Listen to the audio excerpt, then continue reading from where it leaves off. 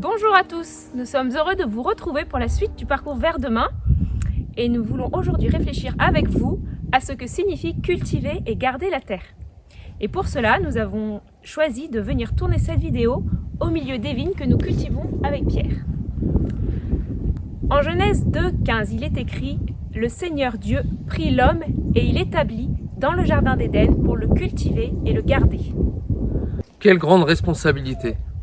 Nous avons la responsabilité de notre planète. Clairement, son avenir est entre nos mains.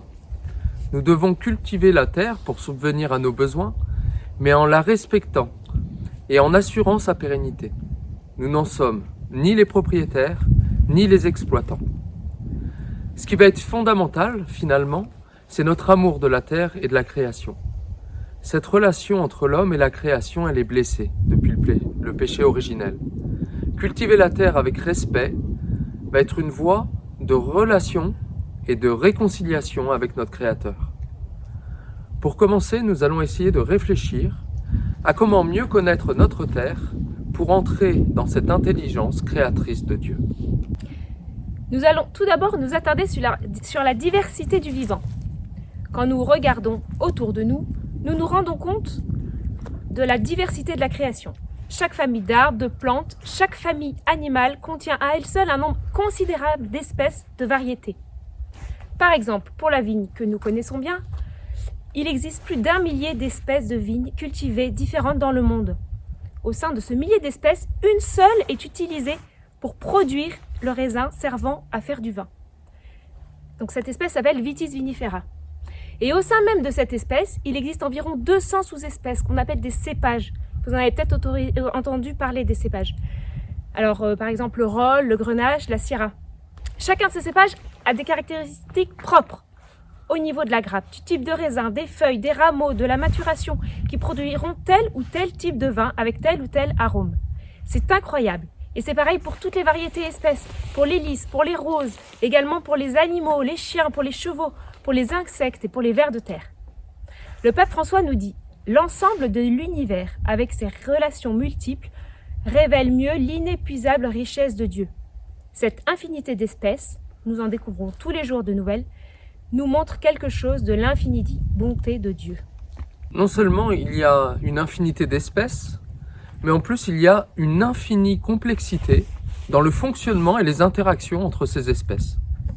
L'homme n'aura jamais fini de découvrir des vérités sur l'infiniment petit. Des chercheurs feront toujours des recherches pour mieux comprendre le fonctionnement des cellules, comme sur l'infiniment grand. De la même façon, les astrologues feront toujours de nouvelles découvertes sur l'espace. C'est fascinant, et nous aurons toujours de quoi nous émerveiller de cette complexité du vivant. Alors voici un exemple qu'on voulait vous donner ici, sur le domaine. En fait, la vigne, elle a besoin d'azote pour son développement. Nous pouvons apporter cet azote sous forme d'engrais. Mais nous pouvons aussi apporter cet azote par un mécanisme du vivant, la culture de légumineuses. C'est ce que nous avons ici derrière. Je vais vous expliquer. En fait, vous avez 80% de l'air que nous respirons qui contient de l'azote sous forme gazeuse. La vigne n'a pas la capacité d'absorber cet azote directement. En revanche, il y a des plantes qui ont cette capacité, via des bactéries, de fixer l'azote atmosphérique dans leurs racines. Ça va permettre une production importante d'azote organique, et cet azote organique pourra être restitué ensuite à la vigne. Indirectement, ainsi on va apporter de l'azote à travers l'air via un mécanisme du vivant complexe. On arrive maintenant à la question de la beauté, de la bonté du vivant. Parlons de la beauté.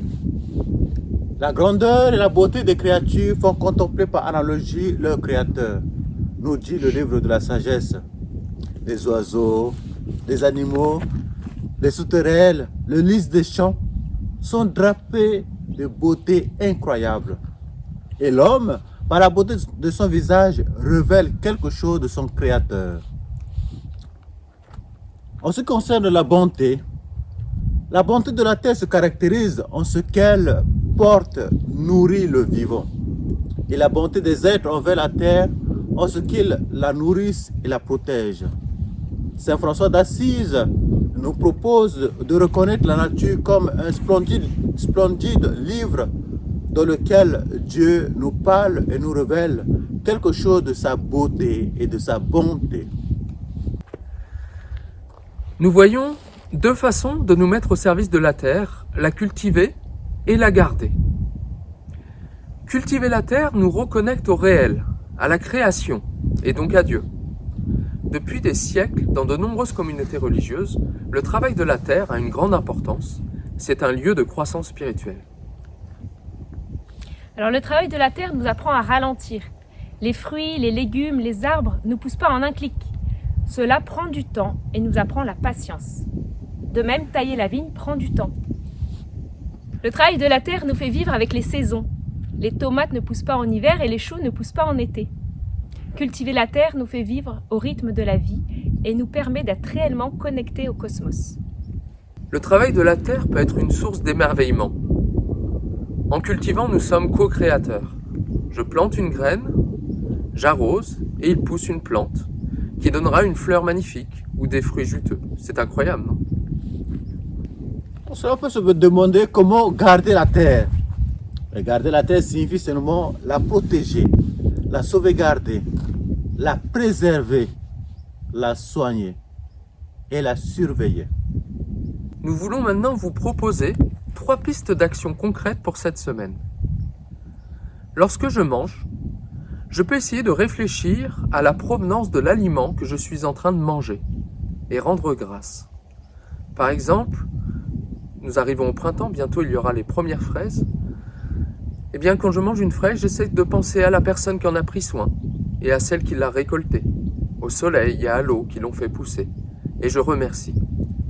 J'essaye aussi de l'apprendre à mes enfants.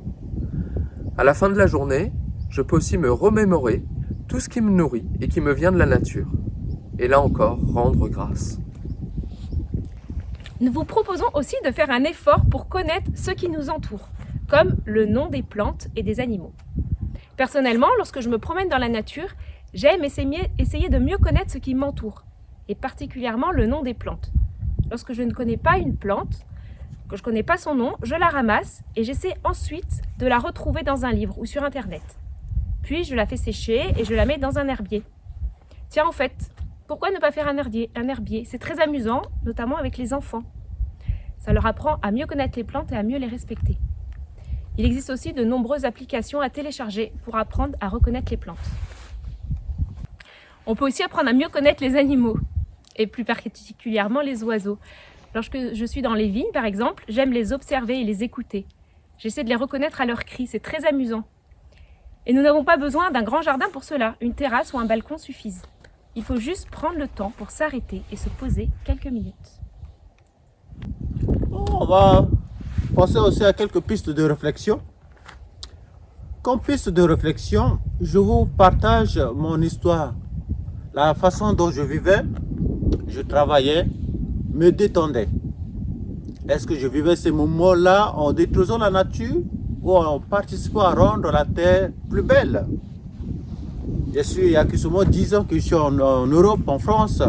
Donc je n'ai pas trop d'espérance sur l'Europe à vous partager, mais je vous partage mon espérance qui vient d'Afrique. Franchement, j'ai vécu dans l'ignorance, mais au fur et à mesure que je commence à découvrir et à connaître, ma manière de travailler a changé. Comme agriculteur traditionnel en Afrique, la culture en brûlis n'était pas avantageuse à long terme. Mais cultiver son brûlé permet à la terre de garder sa fertilité à long terme avant les jachères. Ensuite, j'ai appris qu'en faisant l'élevage de la basse-cour, il est difficile de gaspiller de la nourriture, car toutes les miettes et les restes sont bénéfiques pour les animaux. Les épluchures sont bénéfiques au compost pour les potagers. Ainsi, je réduis énormément les déchets et la pollution. Enfin, comme détente, ce n'est pas que regarder les films, mais monter à l'arbre, aller à la pêche, à la ligne, écouter le silence de la forêt, entendre la symphonie des oiseaux, écouter le langage des animaux, m'enseigne que je suis bénéficiaire des richesses de l'univers Et donc, j'ai l'obligation d'en prendre soin. J'ai finalement pris conscience de la fraternité universelle avec tout homme, qu'il soit proche ou lointain. À titre d'exemple, ne pas empoisonner les rivières, ce qui se fait d'habitude en Afrique. Ici en Europe, privilégier le convoiturage blablacar peut ainsi réduire la pollution et que la bienveillance de chacun conduise à l'intérêt de tous. Et pour échanger en petit groupe, voici 3 questions que vous pouvez vous poser. Première question, quel est mon rapport à la nature? Ai-je un espace pour jardiner, un jardin, un balcon, ou un lieu où je peux me ressourcer? Deuxième question, que veut dire pour moi garder la terre? Troisième question, quelle petite décision puis-je prendre pour davantage respecter la création, au niveau de mon alimentation, au niveau du jardinage ou bien du recyclage? On arrive à la fin de notre parcours. Ce qu'on vous propose maintenant, nous vous proposons à ceux qui le désirent de prier ensemble. Si vous le voulez, vous pouvez maintenant fermer les yeux. On ferme les yeux ensemble pour prier le Seigneur. Seigneur, nous te remercions pour la terre que tu nous as donnée, dans ta grande bonté et qui nous nourrit. Merci pour sa beauté. Merci pour sa complexité. Merci pour sa diversité. Aide-nous à en être de vrais gardiens et apprendre à la cultiver humblement et respectueusement pour mieux entrer en relation avec toi et pour le bien de tous. Amen. Amen.